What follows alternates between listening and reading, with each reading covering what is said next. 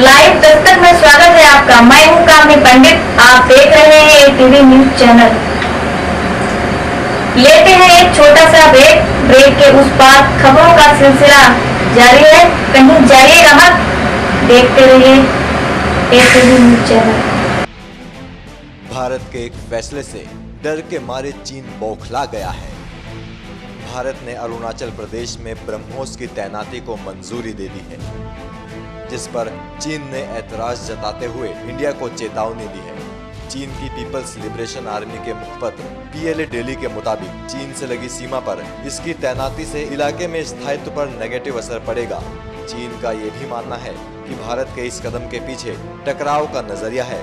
रक्षा सूत्रों का कहना है कि चीन के ऐतराज के बावजूद ब्रह्मोस की तैनाती चीन से लगी सीमा पर की जाएगी, क्योंकि भारत अपनी सुरक्षा को और पुख्ता करने के लिए ऐसे हथियार तैनात कर रहा है। प्रधानमंत्री की अध्यक्षता वाली सुरक्षा पर कैबिनेट कमेटी ने इस महीने की शुरुआत में क्रूज मिसाइल ब्रह्मोस के उन्नत संस्करण से लैस एक नए रेजिमेंट के गठन की मंजूरी दी है। करीब 43,000 करोड़ की लागत से रेजिमेंट में करीब 100 मिसाइलें, 5 मोबाइल स्वचालित लॉन्चर और एक मोबाइल कमांड पोस्ट तैनात होगी। इसमें करीब साल भर लग जाएगा। ये रेजिमेंट पर्वतीय युद्ध कौशल में पारंगत होगी। इस नई रेजिमेंट की तैनाती अरुणाचल प्रदेश में की जाएगी। आपको बता दें कि ब्रह्मोस की रेंज सिर्फ 290 किलोमीटर है, लेकिन चीन के घबराने की वजह है कि चीन के पास ब्रह्मोस का कोई तोड़ नहीं है। भारत के पास मौजूद ब्रह्मोस सुपरसोनिक है। इसकी स्पीड 1 किलोमीटर प्रति सेकंड है, जबकि चीन के पास मौजूद मिसाइल सबसोनिक यानी 290 मीटर प्रति सेकंड है। ब्रह्मोस चीनी मिसाइल से 3 गुनी तेज है और फायर करने में वक्त भी कम लेती है। इस सुपरसोनिक मिसाइल की तैनाती के बाद अरुणाचल से चीन के 290 किलोमीटर के दायरे में आने वाली हर जगह इसकी पहुंच में है। यहाँ अपग्रेड ब्रह्मोस की तैनाती होगी, जो पहाड़ों में छुपे दुश्मन के ठिकानों को भी निशाना बना सकती है। NMF न्यूज की रिपोर्ट। मैराथन धावक OP जैशा ने रियो ओलंपिक में रेस के दौरान पानी न दिए जाने के मामले में जांच कराने की जरूरत बताई है। एथलेटिक्स फेडरेशन ऑफ इंडिया यानी AFI ने जैशा के आरोपों का खंडन करते हुए दावा किया था कि जैशा ने ही एनर्जी ड्रिंक लेने से इनकार कर दिया था। जैशा ने कहा, मैं सरकार या AFI से नहीं लड़ सकती या जीत सकती, लेकिन ईश्वर और मैं ही जानते हैं कि सच क्या है। आखिरकार मैं झूठ क्यों बोलूंगी, जबकि मैंने अपने पूरे स्पोर्ट्स करियर में आज तक कोई शिकायत नहीं की। उन्होंने कहा कि रेस के दौरान चारों तरफ कैमरे लगे थे, उन्हें कैमरे की फुटेज की जांच करनी चाहिए, सच सामने आ जाएगा।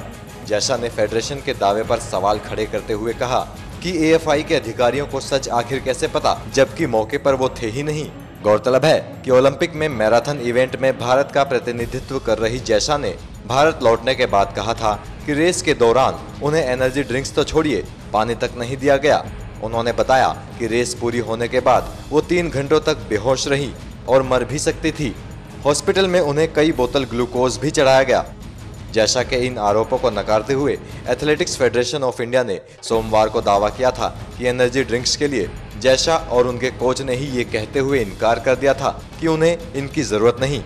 वहीं खेल मंत्रालय ने इस मामले पर बोलते हुए कहा है, खेल आयोजन में एथलीटों की व्यवस्था से जुड़े सभी फैसलों के लिए उनका मंत्रालय जिम्मेदार नहीं है। एथलीटों के लिए जो फैसले किए जाते हैं उनमें भारतीय ओलंपिक संघ और दूसरे संघों की पूरी भागीदारी होती है। मैं समझता हूँ कि IOA जो हमारी Olympic association, Indian Olympic association है, वो इन सब चीज़ों का ध्यान रखती है। और इसके साथ साथ जो फेडरेशन है और जो फेडरेशन के पदाधिकारी वहाँ पर गए हुए हैं, उनका काम है इसका ध्यान रखना। जाहिर तौर पे मैं ज़रूर इस बात को देखूंगा कि इसमें हकीकत क्या है, और अगर ध्यान नहीं रखा गया तो उसका क्या कारण है कि इसमें ध्यान नहीं रखा गया है। उम्र महज 11 साल, लेकिन फुटबॉल पर कंट्रोल ऐसा कि बड़े बड़े खिलाड़ी देख लें तो हैरान हो जाएं। आंखों में गजब का आत्मविश्वास, चेहरे पर बचपन की मासूमियत। आज NMF न्यूज आपको मिला रहा है उड़ीसा के उस लड़के से जिसका हुनर उसकी उम्र को मात दे चुका है। इसका नाम है चंदन नायक। भुवनेश्वर का रहने वाला चंदन नायक जल्द ही जर्मनी के म्यूनिक शहर में होगा फुटबॉल की खास ट्रेनिंग लेने के लिए। चंदन को अकादमी खिलाड़ी के रूप में जर्मनी के बेयर्न म्यूनिख में प्रशिक्षण प्राप्त करने के लिए चुना गया है। चंदन को 2 महीने के लिए जर्मनी के जाने माने क्लब बेयर्न म्यूनिख में फुटबॉल सीखने का मौका मिलेगा। भुवनेश्वर शहर के स्लम एरिया साबरसाही में रहने वाला ये बच्चा ट्रेनिंग के बाद भारतीय फुटबॉल टीम का हिस्सा बन सकेगा। इस खबर के बाद चंदन की खुशी का ठिकाना नहीं है। चंदन की इस उपलब्धि पर सबसे ज्यादा खुश उसकी मां है। बेहद गरीब घर में पैदा हुए चंदन की मां ने ही बड़ी मुश्किलों से उसकी परवरिश की है। बेटे को कामयाब होते देखने की ख्वाहिश इस मां के दिल में भी थी, लेकिन ये ख्वाहिश इतनी जल्दी पूरी हो जाएगी ये उन्होंने नहीं सोचा था। साथी खिलाड़ी भी चंदन की इस उपलब्धि से खुश हैं। आखिरकार उनके बीच का एक लड़का, उनका साथी जर्मनी जाएगा और वहां जाकर फुटबॉल की अच्छी ट्रेनिंग लेकर भारत का नाम रोशन करेगा। एनएमएफ न्यूज की रिपोर्ट।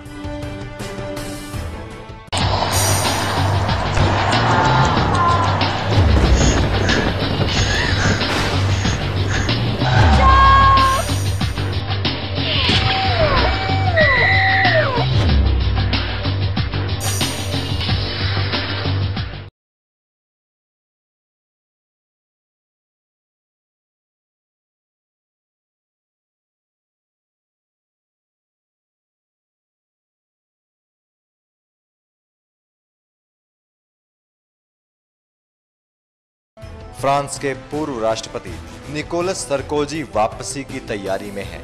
उन्होंने दोबारा देश के राष्ट्रपति बनने के लिए अपनी कमर कस ली है और 2017 के चुनावों में अपनी दावेदारी की घोषणा कर दी है। सरकोजी ने इस बात का ऐलान अपने ट्विटर अकाउंट से किया। सरकोजी ने कहा कि वो अगले साल होने वाले चुनाव में अपनी धुर दक्षिणपंथी पार्टी की तरफ से राष्ट्रपति पद की उम्मीदवारी हासिल करने की कोशिश करेंगे।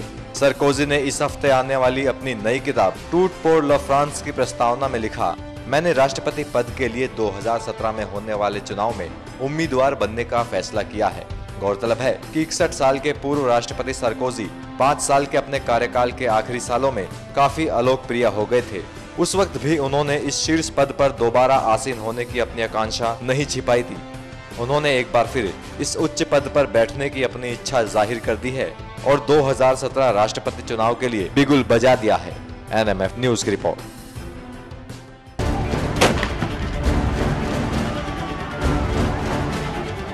कश्मीर 1 महीने से भी ज्यादा समय से जल रहा है। हालात दिन ब दिन बिगड़ते ही जा रहे हैं। आतंकी बुरहान बानी के एनकाउंटर के बाद ऐसी आग फैली कि शांत होने का नाम ही नहीं ले रही। मुख्यमंत्री महबूबा मुफ्ती लगातार केंद्र सरकार और लोकल से बात कर रही हैं और शांति बहाली की भी अपील कर रही हैं। महबूबा ने आजादी के समर्थन में नारे लगाने वालों के खिलाफ संदेश देते हुए उन्हें पाकिस्तान, सीरिया, तुर्की और अफगानिस्तान जैसे इस्लामिक देशों के एग्जाम्पल दिए। जब भी किसी मुल्क के अंदर बंदूक घुस जाती है फिर आजादी वहां नहीं रहती, चाहे वो मुल्क कितना आजाद हो। अफगानिस्तान को देखिए, आज कितने साल हो गए उनको, रूस से आजादी हासिल किए गए, मगर चूंकि बंदूक घुस गई, बंदूक का इस्तेमाल किया गया, कितने वहां ब्लास्ट होते हैं, कितने लोग मारे जाते हैं। सीरिया को देखिए, वहां आजाद मुल्क है, वहां के लोगों ने चाहा कि वहां वो बादशाहत को खत्म करके जमहूरियत लाए। जमहूरियत को ढूंढते ढूंढते जब वहां भी बंदूक घुस गई, आज वहां की जमीन वहां के रहने वाले लोगों के लिए नहीं बल्कि छोटे छोटे बच्चों के लिए तंग हो गई है। परसों जब मैंने देखा छोटा सा बच्चा 5 साल का, उसका बड़ा भाई 10 साल का उम्र गया, ब्लास्ट होते हैं। उसके बाद जब उसको गाड़ी में बिठाया, एम्बुलेंस में बिठाया, तो उस बच्चे के चेहरे पे खून था। वो ऐसे साफ किया, उसको पता ही नहीं है क्या है। फिर उसने सीट के साथ उस खून को साफ किया। ये उस सीरिया, उस मुसलमान मुल्क की मैं बात कर रही हूं जो आजाद है। तुर्की को देखिए, वहां कल परसों शादी में 12 से 18 साल का बच्चा घुस गया, 50 लोग मार दिए। वो आजाद मुल्क है। जब भी कहीं बंदूक घुस जाती है तो आपके पास कितनी भी आजादी हो, वो आजादी नहीं रहती है। वही हाल आप देखिए, पाकिस्तान में बंदूक घुस गई, वहां मुझे बताइए, अभी कुछ दिन पहले अस्पताल के बाहर ब्लास्ट हो गया, 60-70 वहां के वकील जो थे मारे गए एक साथ। तो मुझे लगता है कि कश्मीर के लोग ये जान चुके हैं कि असली आजादी किसको कहते हैं। महबूबा मुफ्ती ने फतह की बात की। उन्होंने कहा कि घाटी में टूरिस्ट आ रहे थे, हर तरफ शांति थी, लेकिन चंद मुट्ठी भर लोगों को ये पसंद नहीं था। उन्होंने कश्मीर की शांति के खिलाफ साजिश रची। आप देखेंगे जब भी जम्मू कश्मीर में हालात ठीक होते हैं, टूरिज्म शुरू हो जाता है, काम शुरू हो जाता है, कुछ ना कुछ गड़बड़ हो जाती है। इस बार कश्मीर में इतने टूरिस्ट थे कि पांव धरने की जगह नहीं थी। मगर समझ नहीं आता मुझे कि मेरा असेंबली का रिजल्ट आ गया, ईद थी और उसके बाद मालूम नहीं, क्योंकि कुछ लोग कहते हैं 2010 में तो एक जगह 3 शहरियों को पकड़ के फेक एनकाउंटर में मारा गया, लोगों को गुस्सा आया। 2010 में शुपियन में इल्जाम लगा कि 2 बच्चियों का रेप हुआ है, उनका मर्डर हुआ है, लोगों को गुस्सा आया।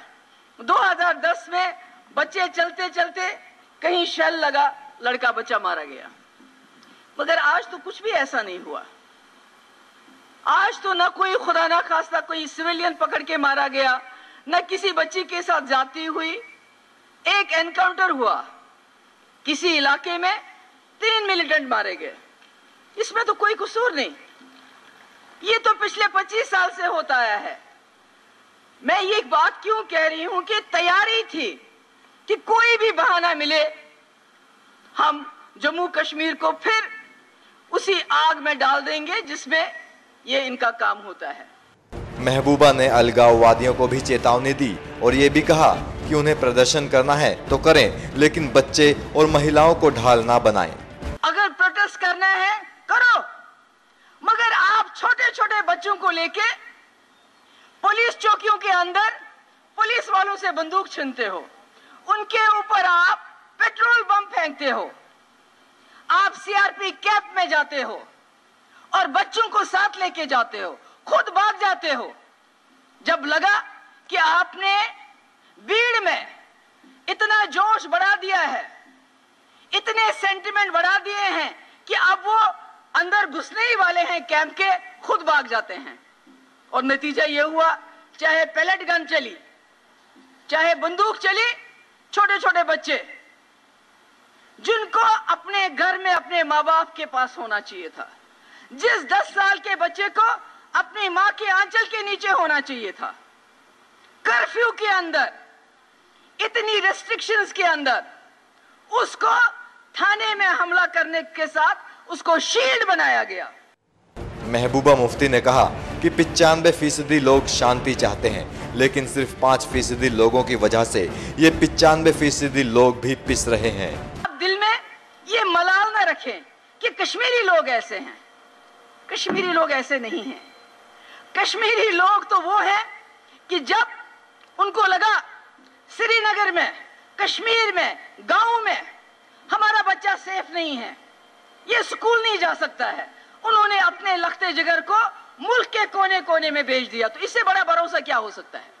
अगर कश्मीरियों को अपने मुल्क पे भरोसा नहीं होता तो बच्चों को वहां नहीं भेजते, कहीं अफगानिस्तान भेजते या दूसरे मुल्क में भेजते। इसका मतलब है कि कश्मीर के लोग जो हैं वो गलत नहीं हैं।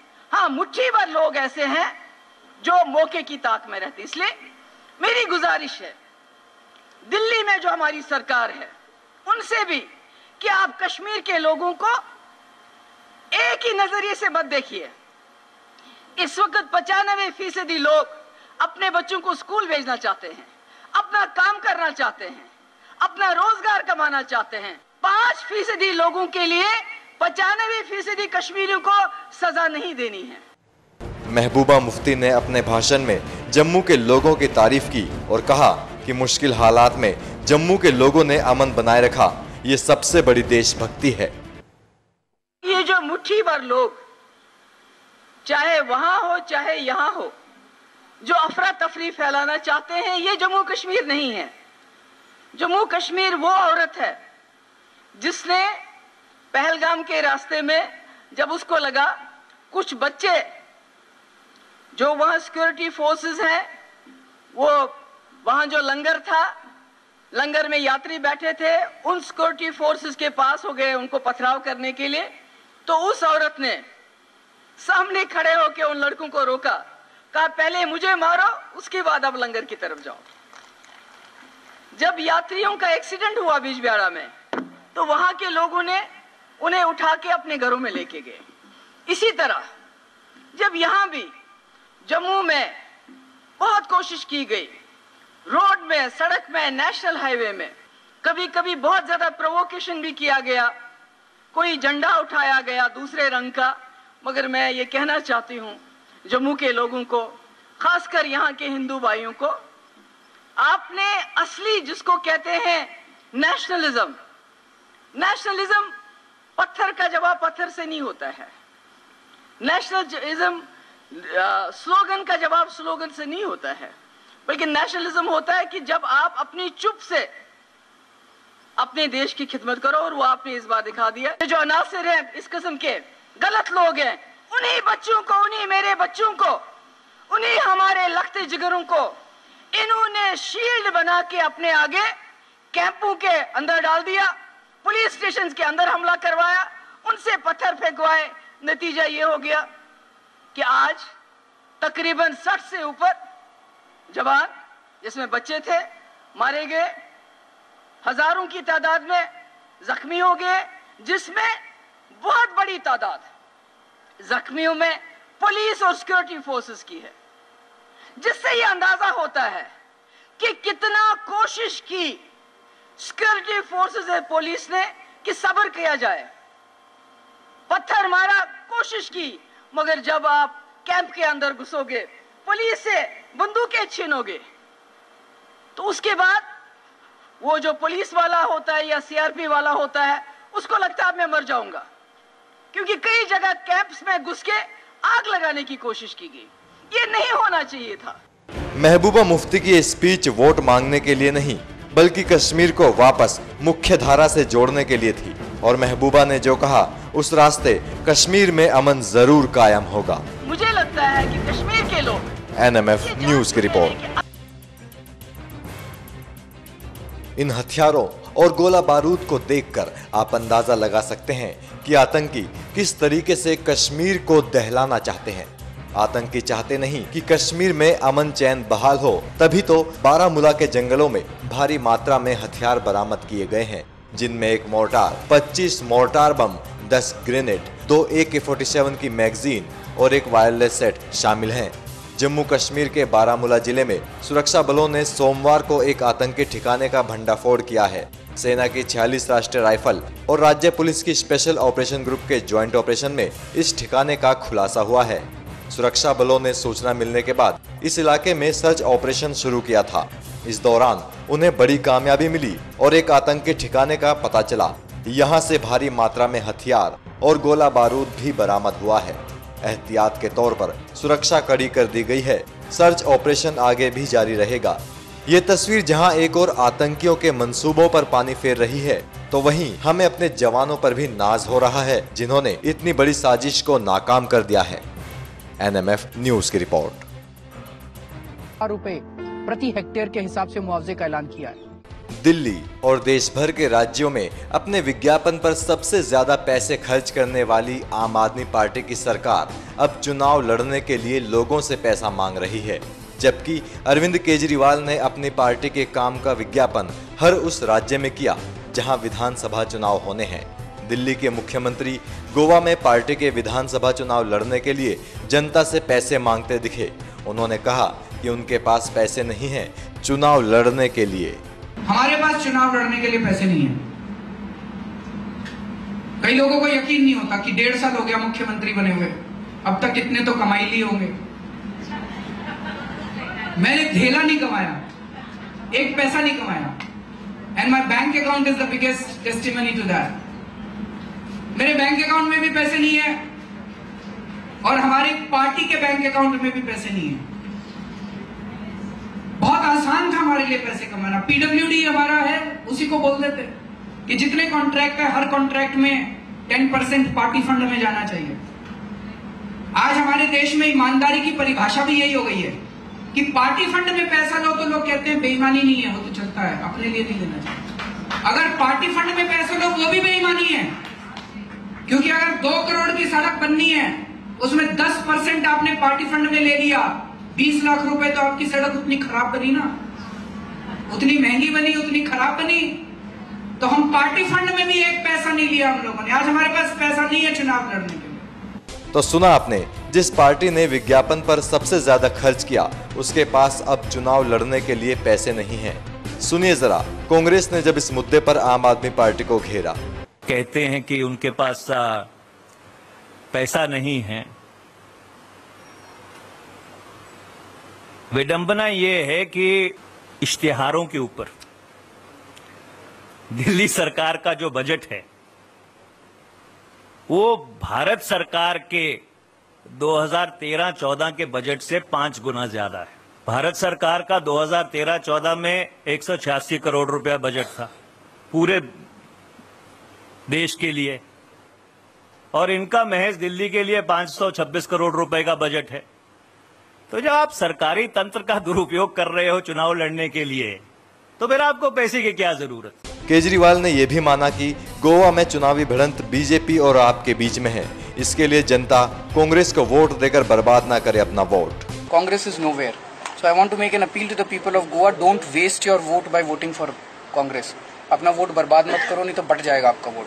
तो सुन लिया आपने, अब आप ही सोचिए जरा, जिस पार्टी के संयोजक ही झूठ का पुलिंदा गा रहे हैं उस पार्टी पर भला जनता क्यों भरोसा करे। NMF न्यूज की रिपोर्ट। नॉर्थ कोरिया ने अमेरिका और साउथ कोरिया को राख के ढेर में बदलने की धमकी दी है। नॉर्थ कोरिया के सन की तानाशाह ने यह धमकी उस वक्त दी है जब अमेरिका और south Korea joint military exercise कर रहे हैं। इस सैन्य अभ्यास में कोरिया के करीब 50,000 और अमेरिका के 25,000 सैनिक भाग ले रहे हैं। ये ज्वाइंट मिलिट्री एक्सरसाइज हर साल होती है। अमेरिका और दक्षिण कोरिया का कहना है कि इस अभ्यास की प्रकृति एकदम रक्षात्मक है, लेकिन उत्तर कोरिया इसे भड़काऊ मानता है। नॉर्थ कोरिया के विदेश मंत्रालय ने कहा है कि ये सैन्य अभ्यास माफी के लायक नहीं और इससे प्रायद्वीप में जंग छिड़ सकती है। कोरियन पीपल्स आर्मी यानी KPA ने सैन्य अभ्यास को उत्तर कोरिया पर आकस्मिक परमाणु हमले के रिहर्सल बताते हुए इसके खिलाफ सैनिक कार्रवाई करने की धमकी दी है। KPA के प्रवक्ता ने कहा कि वे जवाबी हमला करने के लिए पूरी तरह तैयार हैं। उत्तर कोरिया की क्षेत्रीय संप्रभुता का जरा भी उल्लंघन हुआ तो वॉशिंगटन और सियोल परमाणु हमले में राख के ढेर में बदल जाएंगे। गौरतलब है कि उत्तर कोरिया और दक्षिण कोरिया के बीच जबरदस्त तनाव चल रहा है। दोनों देशों के बीच 1950 से 53 के दौरान हुई जंग थम तो गई है, लेकिन अभी तक शांति नहीं हो पाई है। दोनों देशों के लोग विशेष परमिशन लेकर ही एक दूसरे को फोन कर सकते हैं या फिर पत्र अथवा ईमेल कर सकते हैं। NMF न्यूज की रिपोर्ट। भारत के पंकज मौर्य ने एक ऐसा कारनामा कर दिखाया है कि गूगल के CEO भी उनके मुरीद हो गए हैं। गूगल के CEO ने पंकज की हर संभव मदद करने का भरोसा दिलाया है। किसान के इस 12वीं पास बेटे ने एक ऐसी वेबसाइट बनाई है जिससे वर्ल्ड के लोगों को मुफ्त में कंप्यूटर की शिक्षा मिल रही है। खास बात यह है कि पंकज ने बिना किसी टेक्निकल इंस्टीट्यूट में दाखिला लिए toolsvalley.in को तैयार किया है। अमेरिका जैसे विकसित देशों के 3 लाख से अधिक लोग रोजाना पंकज की वेबसाइट से अध्ययन करते हैं। यूपी के बलिया जिले के मलेरा गांव निवासी पंकज ने गांव के ही प्राइवेट स्कूल से 12वीं पास की है। पंकज वर्तमान में इलाहाबाद यूनिवर्सिटी से BCom कर रहे हैं। उनके पिता रामस्वरूप मौर्य साधारण किसान हैं। मैंने मोदी जी के डिजिटल इंडिया सपना को पूरा करने के लिए www.standupyouths.com नाम से साइट बनाई है। इस पे मैं फ्री कंप्यूटर कोर्सेज देता हूं ताकि लोगों को पता चले कि कंप्यूटर कैसे यूज़ करें, इंटरनेट कैसे यूज़ करें, खास करके गांव के लोग जो छूट रहे हैं उनके लिए, ताकि वो ऑनलाइन एक्सेस करके सारी चीज़ें पढ़ सके। पंकज ने बताया कि जब वो 12 साल के थे तभी कंप्यूटर उनका पैशन बन गया था। स्कूल प्रबंधन से विशेष अनुमति लेकर प्रतिदिन कंप्यूटर पर ऑनलाइन स्टडी करने लगे। ऑनलाइन ट्यूटोरियल से वेब, सॉफ्टवेयर डिजाइनिंग और प्रोग्रामिंग सीखी, फिर अपनी खुद की वेबसाइट बना ली। इस सफर को वीडियो और टेक्स्ट का रूप देकर toolsvalley.in नामक वेबसाइट साझा की। मौजूदा दौर में इस वेबसाइट के करीब 5,02,000 पाठक हैं। सबसे ज्यादा अमेरिकी छात्र इस वेबसाइट को पढ़ते हैं। बाद में दुनिया भर में ऑनलाइन तकनीकी का ज्ञान बांटने की इस मुहिम की जानकारी गूगल को हुई। इसके बाद इसकी लोकप्रियता को देखकर गूगल के सीईओ सुंदर पिचाई ने लेटर लिखकर पंकज को बधाई दी। गूगल की एक्सपर्ट कमेटी ने 30 मई 2016 को वीडियो कॉन्फ्रेंसिंग के जरिए उनसे कई मसलों पर चर्चा की। एक्सपर्ट्स कमेटी ने उन्हें गूगल की सहायता से उनकी वेबसाइट को बढ़ाने और उससे अधिक आय प्राप्त करने का जरिया बताया। साथ ही बहुत सी समस्याओं का भी समाधान किया। बेहतर भविष्य की कामना के साथ ही गूगल की ओर से हर संभव मदद देने का भरोसा भी दिलाया है। खास बात यह है कि अमेरिका जैसे विकसित देश में रोजाना 3 लाख से अधिक लोग पंकज की इस वेबसाइट से कंप्यूटर सीख रहे हैं। NMF न्यूज की रिपोर्ट। ओलंपिक से लौटी एक एथलीट को जीका वायरस से पीड़ित होने का संदेह है। भारतीय एथलीट सुधा सिंह का बेंगलुरु के निजी अस्पताल में इलाज चल रहा है। सुधा को बुखार और शरीर में दर्द की शिकायत थी। भारतीय खेल प्राधिकरण के क्षेत्रीय निदेशक ने कहा कि सुधा सिंह 20 अगस्त को बेंगलुरु पहुंची थी। तब उन्हें बुखार और शरीर में दर्द था। उन्हें उसी दिन यहां के फोर्टिस अस्पताल में भर्ती कराया गया। इस एथलीट के जीका वायरस से पीड़ित होने का संदेह है। उनका उपचार चल रहा है। सुधा ने रियो में स्टीपल चेज स्पर्धा में हिस्सा लिया था। एथलीट की हालत को देखते हुए राज्य के स्वास्थ्य विभाग और केंद्रीय सरकार के अधिकारियों ने अस्पताल का दौरा किया और जरूरी चिकित्सकीय मदद और सलाह दी। डॉक्टरों ने सुधा के ब्लड सैंपल्स लेकर जीका वायरस के टेस्ट के लिए भेज दिए हैं। डॉक्टरों ने जोखिम से बचने के लिए खून के नमूने लिए हैं। उम्मीद की जा रही है कि सुधा जीका वायरस से पीड़ित ना हो। डॉक्टरों के अनुसार सुधा उपचार के बाद ठीक महसूस कर रही हैं। NMF news.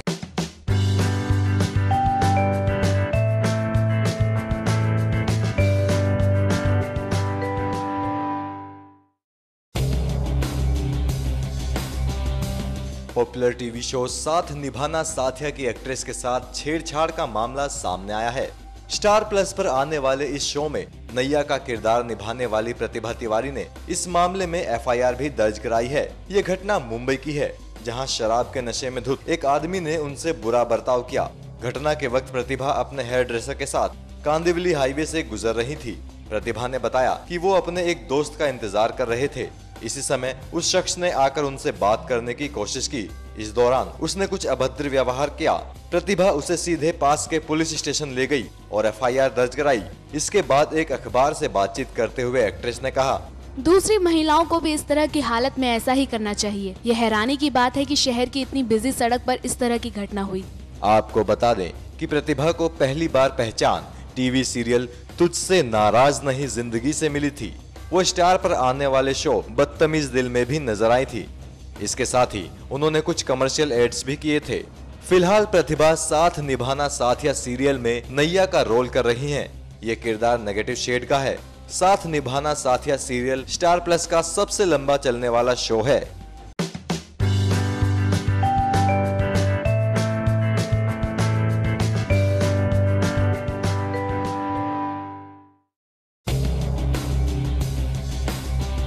सलमान खान की बहन अर्पिता के घर में करीब 3.25 लाख की चोरी हो गई है। अर्पिता अपने पति आयुष के साथ बांद्रा के पैसिफिक अपार्टमेंट में रहती है। अर्पिता की तरफ से खार पुलिस थाने में चोरी की शिकायत दर्ज कराई गई थी। पुलिस के मुताबिक जब फ्लैट में चोरी हुई तब अर्पिता और उनके पति हॉलिडे पर गए हुए थे। चोरी का पता तब चला जब वे 21 अगस्त को घर वापस लौटे। पुलिस ने इस मामले में अर्पिता की नौकरानी को हिरासत में लिया है। पुलिस ने अर्पिता के ड्राइवर और पड़ोसियों के नौकरों से पूछताछ के बाद नाला सोपारा से उनकी नौकरानी को हिरासत में लिया है। नौकरानी अफसा उनके घर में ही रहती थी। परिवार के मुताबिक उन्हें अपने नौकर पर चोरी का शक है, जो 30 जुलाई से ही घर से गायब है। पुलिस ने नौकर पर भारतीय दंड संहिता की धारा 381 के तहत मामला दर्ज किया है। पुलिस ने यह भी कहा कि ये चोरी रविवार से पहले हुई। पुलिस ने बताया कि घर से 2.25 लाख रुपए की नकदी के अलावा एक 10 ग्राम सोने का सिक्का और डिजाइनर कपड़े भी चोरी हो गए हैं। आपको बता दें कि अर्पिता ने नवंबर 2014 में हिमाचल प्रदेश के आयुष शर्मा से शादी की थी। अर्पिता ने मार्च में एक बेटे को जन्म दिया। बेटे का नाम आहिल रखा गया है। उग्रवादी संगठन उल्फा ने असम बीजेपी के नेता रत्नेश्वर मोरन के बेटे का अपहरण कर लिया है। रत्नेश्वर मोरन तिनसुकिया जिला परिषद के उपाध्यक्ष हैं और उल्फा उग्रवादियों ने उनके बेटे कुलदीप मोरन को अगवा कर ये वीडियो जारी किया है। इस वीडियो में उल्फा उग्रवादियों को हथियारों से लैस और नकाबपोश दिखाया गया है। इस वीडियो में पीड़ित कुलदीप मुख्यमंत्री सर्बानंद सोनोवाल, अपने चाचा और सादिया से भाजपा विधायक बोलिन चेतिया और अपने माता पिता से अपनी रिहाई की गुहार लगा रहा है। उल्फा ने 1 अगस्त को कुलदीप का अपहरण कर लिया था। वीडियो में नजर आ रहा है कि कुलदीप मोरान को 5 नकाबपोश हथियारबंद लोगों ने घेर कर रखा है। हरी टी-शर्ट पहने कुलदीप घुटने के बल बैठे दिखाई दे रहा है। उल्फा ने रिहाई के बदले 1 करोड़ रुपए की फिरौती मांगी है।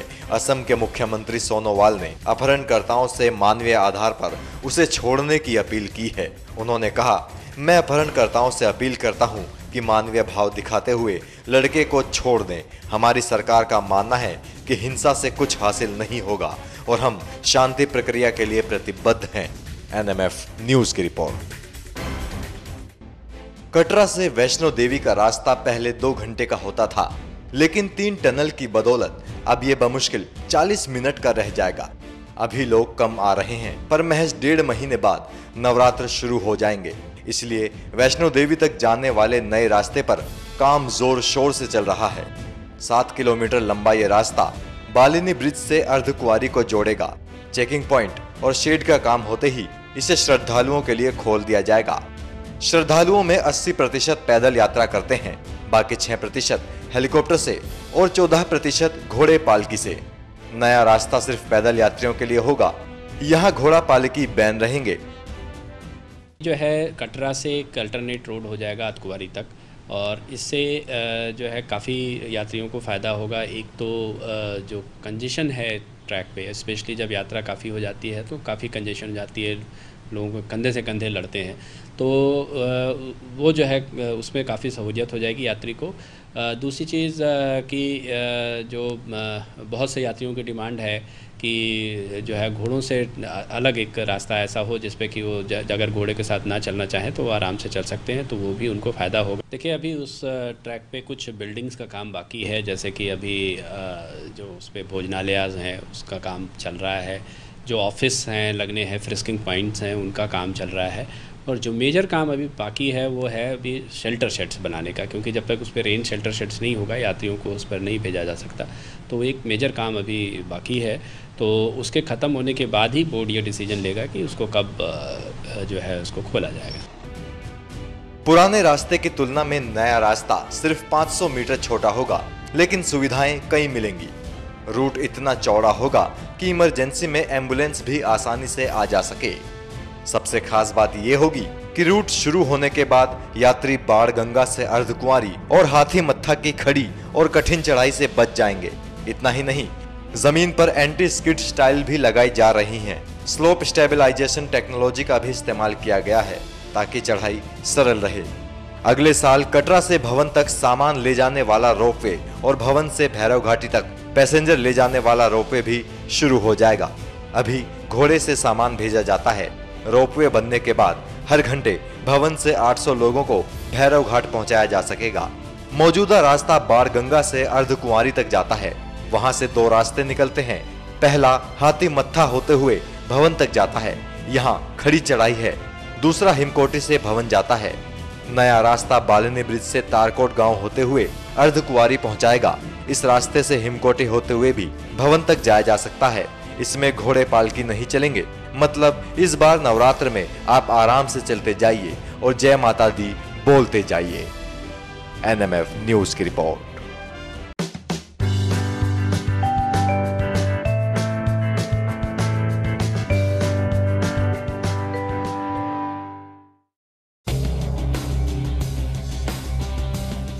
आखिर खान परिवार में क्यों बैन हुई हुमा कुरैशी की एंट्री? हुमा के रहते आखिर किसको फील हुई इतनी इनसिक्योरिटी? जी हां, हुमा कुरैशी कुछ दिन पहले तक तो सलमान खान के परिवार की बेहद करीबी थी। खान परिवार के लगभग हर इवेंट में हुमा नजर आती थी, लेकिन अब अचानक से मैडम परिवार से दूर हो गई हैं। हुमा की दोस्ती सलमान खान की बहन अर्पिता खान शर्मा से भी थी, लेकिन अर्पिता के मां बनने के बाद वो फैमिली की किसी तस्वीर में उनके साथ नहीं दिखी। इसके पीछे अब एक बड़ी वजह सामने आई है। सोर्सेस का कहना है कि हुमा को खान परिवार से न्योते आने ही बंद हो चुके हैं, क्योंकि उन्हें अब ये बिल्कुल पसंद नहीं कि उन्हें और सोहेल को लेकर मीडिया कोई भी बात करे। इसलिए उन्होंने ये निर्णय लिया है कि वो अब हुमा से दूरी बना लेंगे। यही नहीं, अब सलमान की बहन भी हुमा से खास दोस्ती रखने में दिलचस्पी नहीं ले रही। हुमा हालांकि पॉलिटिशियन बाबा सिद्दीकी की ईद पार्टी में शामिल हुई थी, जहां खान परिवार से काफी लोग थे, लेकिन इसके बाद अर्पिता की बर्थडे पार्टी या किसी और फंक्शन का उन्हें न्योता नहीं मिला। इससे स्पष्ट है कि सोहेल की पत्नी सीमा खान ने सोहेल को हिदायत दी कि वो हुमा से दूर ही रहें। अब देखना ये है कि इस पर हुमा अपनी क्या प्रतिक्रिया देती हैं। बीएसएफ के हवाले कश्मीर, अब सड़कों पर उतरेगी बीएसएफ। 11 साल बाद लौटी कश्मीर में बीएसएफ। कश्मीर पिछले 46 दिनों से सुलग रहा है और सीआईएसएफ और कश्मीर पुलिस लगातार स्थिति को काबू करने में लगी हैं। लेकिन अब स्थिति को नॉर्मल करने के लिए कश्मीर में बीएसएफ को उतारा गया है। घाटी के कई इलाकों में अभी भी कर्फ्यू है। वहीं 11 साल बाद एक बार फिर शांति कायम करने के उद्देश्य से कश्मीर घाटी में बीएसएफ को तैनात किया गया है। केंद्र सरकार ने घाटी में सीमा सुरक्षा बल के 2600 जवानों की तैनाती की है। घाटी में बीएसएफ की 26 कंपनियों को राज्य के समस्याग्रस्त इलाकों में कानून व्यवस्था बनाने के लिए भेजा जा रहा है। इन बलों को गुजरात, राजस्थान और पश्चिम बंगाल से लिया गया है। इसके अतिरिक्त अमरनाथ यात्रा की ड्यूटी से हटाए जाने के बाद बल की 30 अतिरिक्त कंपनियों को भी अगले कुछ दिनों में राज्य में भेजे जाने की संभावना है। इससे पहले 90 के दशक में कश्मीर में आतंकवाद रोधी अभियान के तहत बीएसएफ को तैनात किया गया था। स्थानीय लोगों के मन में बीएसएफ की छवि एक आक्रामक और क्रूर बल की है। 2005 में बीएसएफ की जगह सीआरपीएफ को कश्मीर में तैनात किया गया था। दूसरी ओर अलगाववादियों ने घाटी में अपने विरोध प्रदर्शन और बंद को 25 अगस्त तक बढ़ा दिया है। लिहाजा इलाके के सभी स्कूल, कॉलेज, बाजार, सार्वजनिक परिवहन और दूसरे व्यापार बंद हैं। पुराने श्रीनगर और अनंतनाग में कर्फ्यू जारी है, जबकि कुलगाम, शोपिया, पुलवामा, बारामूला, बांदीपुरा, कुपवाड़ा और बडगाम में भी पाबंदी लगाई गई है। कश्मीर हिंसा में अब तक 70 लोगों की मौत हो चुकी है। एनएमएफ न्यूज की रिपोर्ट।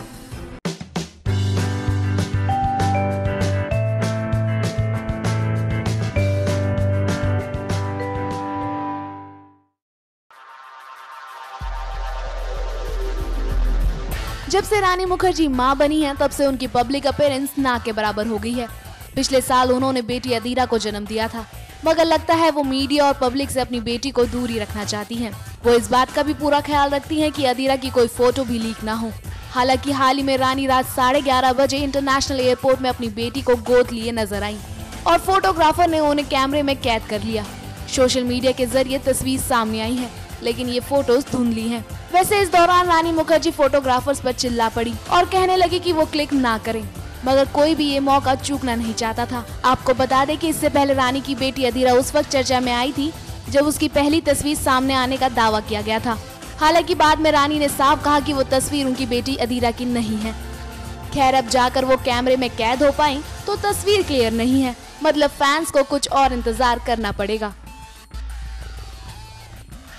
समाचार समाप्त हुए, मुझे दीजिए इजाजत, नमस्कार।